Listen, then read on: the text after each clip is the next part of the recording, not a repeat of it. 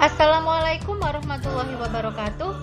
Halo guys, bertemu lagi dengan saya Dewi Nurtani dalam pelajaran ekonomi. Sebelum memulai pelajaran hari ini, kita berdoa dulu yuk. Let's open our program by reciting Basmalah together. Bismillahirrahmanirrahim. Semoga pelajaran hari ini berjalan dengan lancar ya. Simak video ini sampai akhir ya guys. Soal seleksi kompetisi sains tingkat kabupaten tahun 2020 bidang ekonomi, soal ISAI. Esai yang pertama yaitu tentang finansial literasi. Ini ada soal cerita. Kita langsung fokus ke pertanyaannya saja. Berdasarkan data tersebut dalam 1 tahun, pilihlah salah satu investasi yang mendapatkan hasil atau pendapatan yang paling besar atau tertinggi. Nah, ini yang pertama, diminta mencari salah satu aja yang pendapatannya tertinggi. Nah, dan urutkan. Nah, setelah itu kalian diminta mengurutkan dari yang tertinggi sampai yang terendah. Nah, yang ketiga, sertakan perhitungan Anda. Oke, kita coba baca dulu soalnya ya. Pada awal Januari 2019, Anda mendapatkan prestasi di sekolah. Keluargamu memberikan hadiah.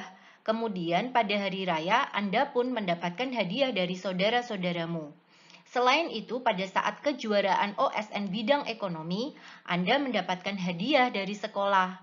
Semua hadiah itu dijumlahkan mencapai 25 juta. Wow, besar ya.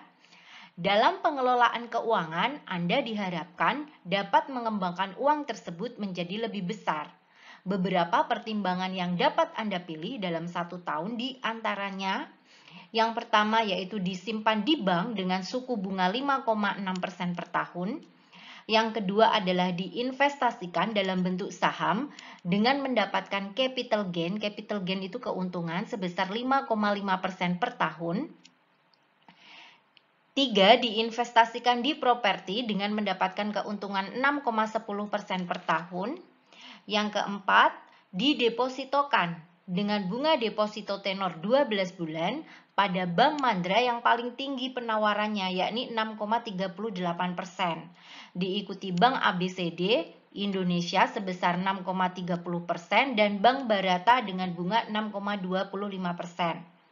Nah, yang kelima yaitu untuk harga emas cetakan Antam ukuran 1 gram juga berada dalam posisi fluktuatif di level 780.000 dengan kenaikan rata-rata 6,95% per tahun. Wow, besar ya. Nah, yang keenam yaitu kupon ORI 016. Ini seperti obligasi ya. Sebesar 6,30% ini bunganya per tahun dan berlaku tetap sampai dengan jatuh tempo. Nah, kita coba jawab pertanyaan yang pertama. Nah, untuk menjawab pertanyaan yang pertama, yaitu mencari pendapatan yang paling besar atau tertinggi dari investasi, berarti kita cari persentase yang paling besar aja. Nah, tadi sudah saya amati yang paling besar ini adalah ini nih, investasi pada emas Antam. Karena kenaikannya 6,95% per tahun. Oke, ini jawaban yang pertama ya. Nah, yang kedua yaitu diminta untuk mengurutkan dari yang tertinggi sampai yang terendah. Nah, kita urutkan aja dari persentase kenaikannya. Yang pertama jelas emas Antam ini 6,95%, ini nomor 1. Kemudian ada deposito ini 6,38%, ini nomor 2. Kemudian ini ada kupon ORI 6,30, selanjutnya ini menempati nomor 3. Kemudian ini ada investasi di properti 6,10, ini menempati nomor 4. Kemudian disimpan di bank dengan suku bunga 5,6%, ini menempati nomor 5. Dan diinvestasikan dalam bentuk saham dengan capital gain 5,5%, ini adalah nomor 6. Nah, seperti ini. Lanjut, kita hitung berapa pendapatan atau hasil investasinya. Nah, ini soalnya saya potong di atas ya, agar lebih gampang nanti kita menghitungnya. Tadi uang kalian kan jumlahnya 25 juta. Oke, sekarang 25 juta kita kalikan persentasenya masing-masing agar tahu berapa besar pendapatan yang diperoleh. Nah, yang pertama yaitu ketika disimpan di bank dengan suku bunga 5,6%. Kalikan aja 25 juta kali 5,6% ketika disimpan di bank. Hasilnya 1.400.000. Yang kedua ketika diinvestasikan dalam bentuk saham, capital gain-nya 5,5%, berarti 25 juta kali 5,5%. Hasilnya 1.375.000. Yang ketiga yaitu diinvestasikan di properti dengan mendapatkan keuntungan 6,10%, 25 juta kali 6,10%. Hasilnya adalah 1.525.000. Kemudian didepositokan di Bank Mandra, kita pilih Bank Mandra ya yang 6,38%, maka 25 juta dikali 6,38%, hasilnya 1.595.000. Kemudian ini membeli emas Antam dengan kenaikan rata-rata 6,95%, berarti 25 juta kali 6,95%, hasilnya 1.737.500. Dan yang terakhir ketika dibelikan obligasi sebesar 6,30%. 25 juta kali 6,30% hasilnya adalah 1.575.000. Nah, seperti ini untuk menjawab soal finansial literasi pada kasus ini. Soal yang kedua yaitu business case. Kita langsung ke pokok permasalahannya aja, ke inti soalnya.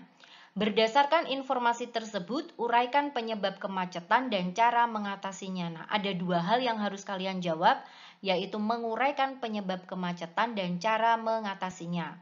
Oke, sekarang kita baca soalnya sambil mencari jawaban untuk soal ini, oke? Kemacetan adalah situasi atau keadaan tersendatnya atau bahkan terhentinya lalu lintas yang disebabkan oleh banyaknya jumlah kendaraan melebihi kapasitas jalan. Kemacetan banyak terjadi di kota-kota besar, terutamanya yang tidak mempunyai transportasi publik yang baik atau memadai, ataupun juga tidak seimbangnya kebutuhan jalan dengan kepadatan penduduk, misalnya seperti di Jakarta. Kemacetan lalu lintas menjadi permasalahan sehari-hari yang biasa ditemukan di pasar, sekolah, terminal bus. Nah, biasanya kan ada kejadian seperti ngetem sembarangan, kebakaran di pemukiman, dan lain sebagainya. Nah, kemacetan ini juga biasa dijumpai di lampu merah, persimpangan jalan raya, maupun rel kereta api. Nah, hal ini bisa terjadi di semua kota, seperti di Jakarta, Surabaya, Bandung, Medan, Semarang, Makassar, Palembang, Denpasar, Yogyakarta, dan kota-kota besar lainnya di Indonesia. Kemacetan lalu lintas dapat disebabkan adanya kecelakaan. Nah, ini ya penyebab kecelakaan ya. Banjir, tanah longsor, kebakaran yang menghanguskan mobil, dan kebakaran di pemukiman. Kemacetan lalu lintas memberikan dampak negatif yang besar yang antara lain. Yang pertama yaitu kerugian waktu karena kecepatan perjalanan yang rendah. Yang kedua yaitu pemborosan energi karena pada kecepatan rendah konsumsi bahan bakar itu justru lebih tinggi. Yang ketiga yaitu keausan kendaraan lebih tinggi karena waktu yang lebih lama untuk jarak yang pendek, radiator tidak berfungsi dengan baik, dan penggunaan rem yang lebih tinggi. Nah, yang keempat yaitu meningkatkan polusi udara karena pada kecepatan rendah, konsumsi energi itu lebih tinggi dan mesin tidak beroperasi pada kondisi yang optimal.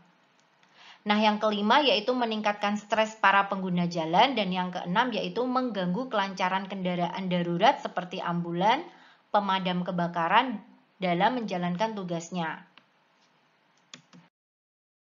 Dari bacaan tadi dapat disimpulkan bahwa kemacetan yang terjadi itu karena beberapa hal. Yang pertama itu karena arus yang melewati jalan telah melampaui kapasitas jalan.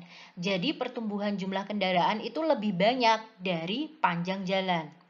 Yang kedua itu karena terjadi kecelakaan yang menyebabkan terjadi gangguan kelancaran. Biasanya kalau terjadi kecelakaan kan banyak yang nonton nih. Nah, itu biasanya yang juga menyebabkan terjadinya kemacetan.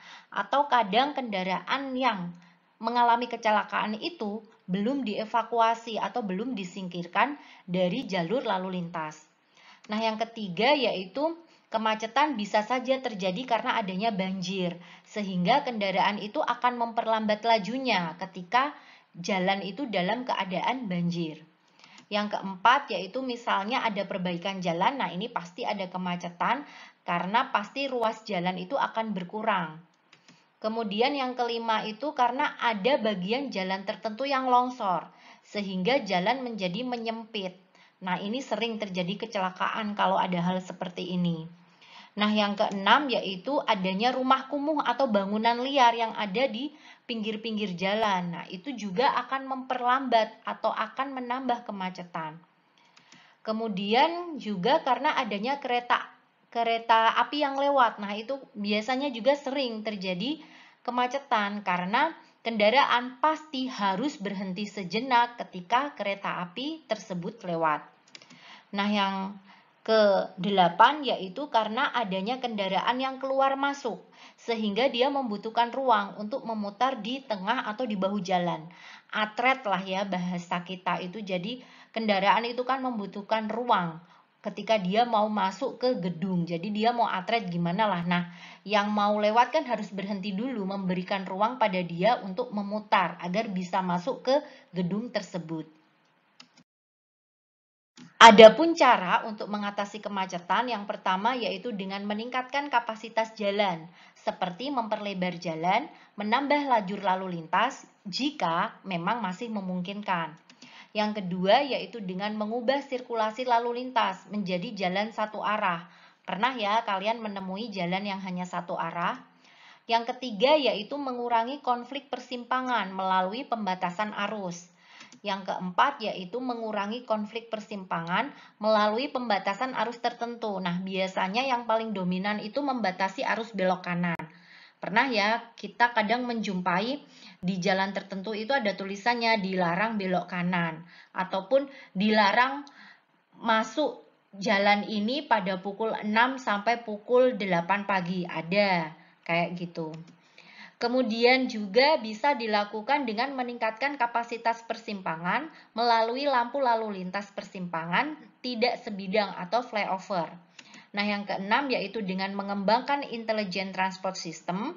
Yang ketujuh yaitu dengan memberikan sanksi jika ada yang melanggar. Yang kedelapan yaitu dengan memberikan tambahan angkutan umum. Nah, yang kesembilan yaitu memberikan batasan penggunaan kendaraan pribadi, seperti aturan 3-in-1 pada jam-jam tertentu ataupun pada ruas jalan-jalan tertentu, ataupun aturan ganjil genap, dan lain sebagainya. Oke, terima kasih yang sudah menyimak video ini. Semoga tugas-tugas kalian lancar. Wassalamualaikum warahmatullahi wabarakatuh.